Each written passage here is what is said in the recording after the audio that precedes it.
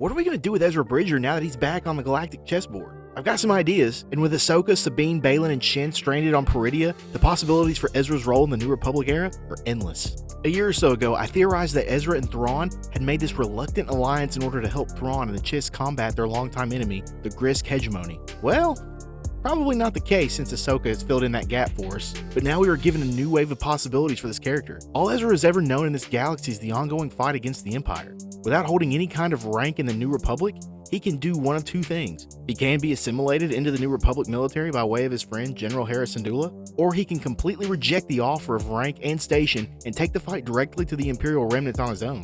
One thing that is for sure, he will not sit idly by and let Thrawn bring this war without a fight. I like the idea of him rejecting a military post for a few reasons. It'll put him on a similar path as Luke in the Timothy Zahn Heir of the Empire series, with canon Luke focused on restoring the Jedi Order and obtaining artifacts in the Emperor's lost vaults. The door's open for Ezra Bridger to be the piece of the puzzle that thwarts the Imperial Remnants. Also, I think this would put some tension between Ezra and Hera. Though we've seen her bend and stretch the rules before, by the end of the day she's still bound by the conduct one would expect of a New Republic general. When they left each other, Hera was on the climb in the rebellion, often sticking to structure and protocol when Ezra wanted to go off the script. These two could still live in complete harmony, but how cool would it be for Hera to ambush an errant light cruiser just to discover Ezra on the inside already taking it down? The clash of responsibilities would be pretty epic and would constantly push Hera to remember her days as a Spectre. However, the direction I would like to see Ezra move in most involves Spectre 7, Jacen Syndulla, Hera's son. His debut in Ahsoka checked every box that it needed.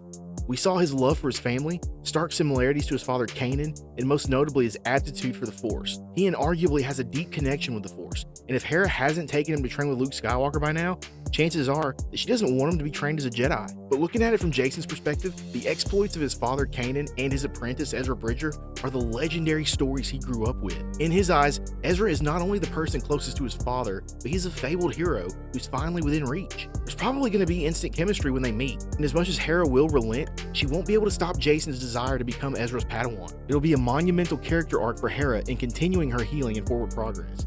As monumental as it'll be for Hera and Jacen, I think Ezra will benefit the most. He's finally going to connect with Kanan from a new perspective, being a young Jedi carrying the weight of teaching his own student. I think Ezra will grow in understanding his former master more as he himself confronts the difficulties of teaching as well. But they'll need to be careful in telling a story that hasn't been done before. As heartwarming as their relationship could be, we don't want to see the same story being played out again and again. We want to see something new. But besides the mushy stuff, I can also see Ezra and Jacen's adventures cross their paths with Luke Skywalker's. I mean, they kind of have to, right? They would be considered the only Jedi in the galaxy at this juncture. And creatively, we'll need a hard line in the sand as to why Ezra will not join Luke's academy. And personally, just me, I don't see the two characters jiving really well. I think Ezra and Luke will want two different things out of this. But that doesn't mean that their paths will drift from each other. With Ezra being away for so long, he may need Luke's help to fine-tune his training.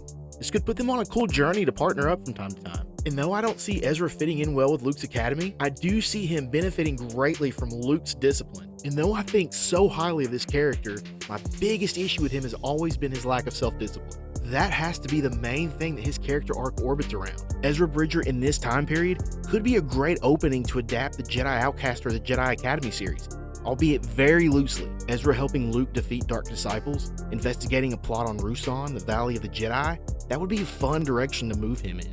The thing I liked most about the game, Jedi Outcast, is that Kyle Katarn works the entire story to reform and re-strengthen his connection with the Force. That's one of a few characteristics that he and Ezra would share in common, as the new canon transfers the story over. In Ezra's case, though, it's not so much his connection that would be his hurdle, rather it would be his discipline and training.